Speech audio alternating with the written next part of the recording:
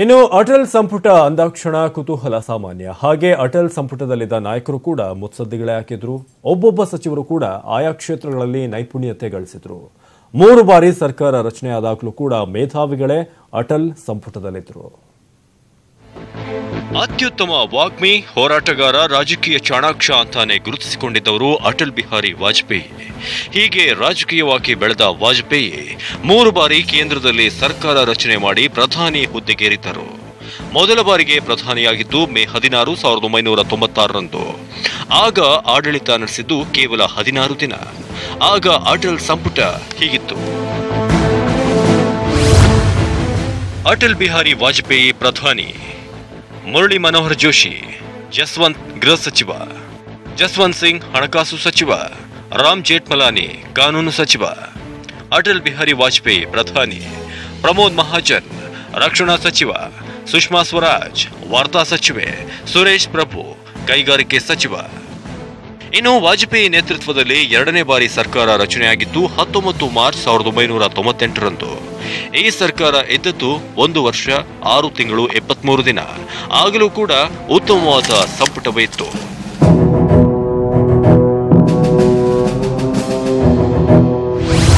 ಅಟಲ್ ಬಿಹಾರಿ ವಾಜಪೇಯಿ ಪ್ರಧಾನಿ, ಎಲ್.ಕೆ. ಅಡ್ವಾಣಿ, ಅನಂತ್ ಕುಮಾರ್, ಜಾರ್ಜ್ ಫರ್ನಾಂಡಿಸ್, ರಾಮಕೃಷ್ಣ ಹೆಗಡೆ, ರಾಮ್ ಜೇಠ್ಮಲಾನಿ, ಮುರಳಿ ಮನೋಹರ್ ಜೋಶಿ, ನಿತೀಶ್ ಕುಮಾರ್, ನವೀನ್ ಪಟ್ನಾಯಕ್, ಯಶವಂತ್ ಸಿನ್ಹಾ, ಸುಷ್ಮಾ ಸ್ವರಾಜ್, ಬಂಡಾರು ದತ್ತಾತ್ರೇಯ, ಉಮಾ ಭಾರತಿ.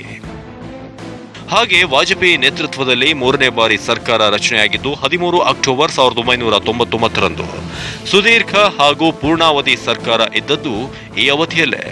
ವಾಜಪೇಯಿ ಸಂಪುಟ ಈಗಲೂ ಸಹ ಮುತ್ಸದ್ದಿ ರಾಜಕಾರಣಿಗಳಿಂದಲೇ ಕೂಡಿತ್ತು.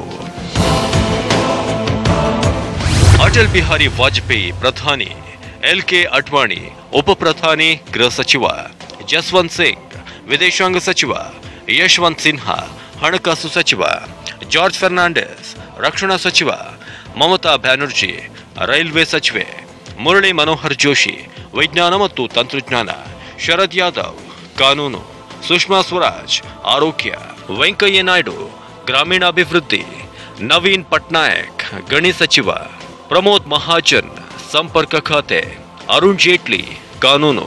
ಹೀಗೆ ಮೇಧಾವಿ ಮುತ್ಸದ್ದಿಗಳೇ ಇದ್ದ ಅಟಲ್ ಸಂಪುಟ ಎಂದಿಗೂ ಎಲ್ಲಾ ಸರ್ಕಾರಗಳಿಗೂ ಮಾದರಿ. Bureau report, news 18 Kannada.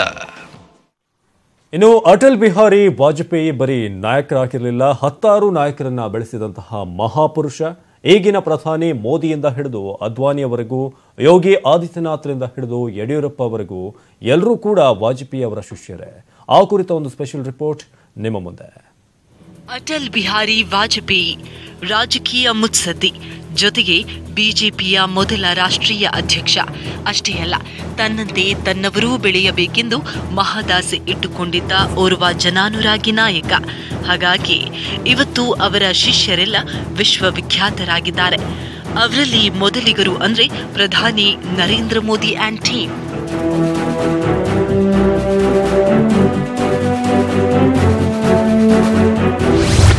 2001ರಲ್ಲಿ ಮೋದಿಗೆ ಸಿಎಂ ಪಟ್ಟ ಕೊಟ್ಟಿದ್ದು ಅಂದು ಪ್ರಧಾನಿಯಾಗಿದ್ದ ಅಟಲ್ ಜಿ ವಾಜಪೇಯಿ ಅವರು. ಈ ಬೆಸುಗೆ ಸಾಕಷ್ಟು ಗಟ್ಟಿಯಾಗಿತ್ತು.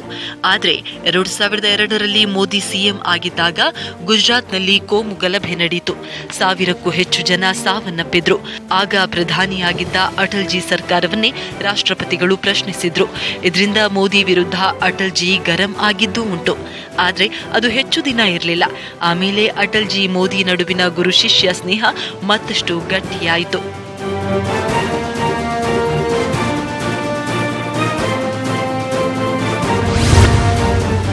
ಅಡ್ವಾಣಿ ಮತ್ತು ವಾಜಪೇಯಿ ಗುರು ಶಿಷ್ಯರು ಅನ್ನೋದಕ್ಕಿಂತ ಉತ್ತಮ ಸ್ನೇಹಿತರು. ಅಡ್ವಾಣಿ ವಾಜಪೇಯಿ ಸ್ನೇಹ 65 ವರ್ಷಗಳಷ್ಟು ಹಳೆಯದ್ದು.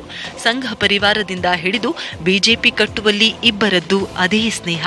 ಅಟಲ್ ಜಿ ಪ್ರಧಾನಿಯಾದ್ರು, ಅಡ್ವಾಣಿ ಉಪ ಪ್ರಧಾನಿಯಾದ್ರು. ಗುರಿ ಬೇರೆಯಾದ್ರೂ ಆಲೋಚನೆಗಳು ಇಬ್ಬರದ್ದು ಒಂದೇ ದಾರಿಯಲ್ಲಿತ್ತು. ಅಟಲ್ ಶಿಷ್ಯರ ಪೈಕಿ ಪ್ರಮೋದ್ ಮಹಾಜನ್ ಕೂಡ ಒಬ್ರು. ಇಬ್ಬರು ಆರ್ಎಸ್ಎಸ್ನಿಂದ ಬಂದವರು. ಅಟಲ್ ಜಿ ಪ್ರಧಾನಿಯಾಗಿದ್ದಾಗ ಮಹಾಜನ್ ಕೇಂದ್ರ ಸಚಿವರಾಗಿದ್ರು. ಅಟಲ್ಜಿ ಅವರ ಶಿಷ್ಯರ ಸಾಲಲ್ಲಿ ಯಡಿಯೂರಪ್ಪ ಕೂಡ ಒಬ್ರು. ಯಾರ ಹುಟ್ಟುಹಬ್ಬದ ಕಾರ್ಯಕ್ರಮಕ್ಕೂ ಹೋಗದ ವಾಜಪೇಯಿ ಕರ್ನಾಟಕದಲ್ಲಿ ಬಿಎಸ್ವೈ ಹುಟ್ಟುಹಬ್ಬ ಕಾರ್ಯಕ್ರಮಕ್ಕೆ ಬಂದಿದ್ದಲ್ಲದೆ ಅವರ ಮನೆಯಲ್ಲೇ ಊಟ ಮಾಡಿದ್ರು. ಉತ್ತರ ಪ್ರದೇಶ ಸಿಎಂ ಯೋಗಿ ಆದಿತ್ಯನಾಥ್, ಕೇಂದ್ರ ಸಚಿವೆ ಉಮಾ ಭಾರತಿ, ಶಿವಸೇನೆಯ ಹಲವು ನಾಯಕರು, ರಾಜ್ಯ ಬಿಜೆಪಿಯ ಹಲವು ನಾಯಕರು, ಹೀಗೆ ಹೇಳ್ತಾ ಹೋದ್ರೆ ವಾಜಪೇಯಿ ಅವರ ಶಿಷ್ಯರ ಸಂಖ್ಯೆ ಬೆಳೀತಾನೆ ಹೋಗುತ್ತೆ. ಹಾಗಾಗಿ ಇವತ್ತು ಅಟಲ್ ಬಿಹಾರಿ ವಾಜಪೇಯಿ ಅವರ ನಿಧನಕ್ಕೆ ಇಡೀ ದೇಶವೇ ಕಂಬನಿ ಮಿಡಿತಾ ಇದೆ. Manjunath HR, bureau report, news 18 Kannada.